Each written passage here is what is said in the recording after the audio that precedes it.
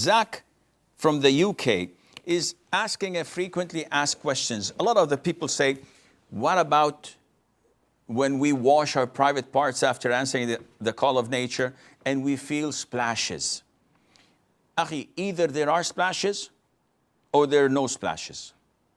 How do I know? You can touch the area, and if there's dry, then you know that this is whispers of shaitan. Move on. Okay, if there are splashes, Sheikh, we find wetness. This wetness, either it's pure or impure.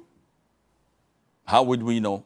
We're not going to take a sample to the lab and ask them to analyze it, or to check it out.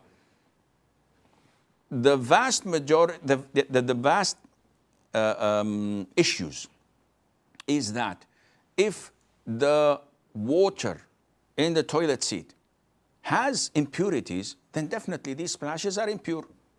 With wet hands, you can wipe the area of your body and that's it. End of the issue. You don't have to go down in the shower.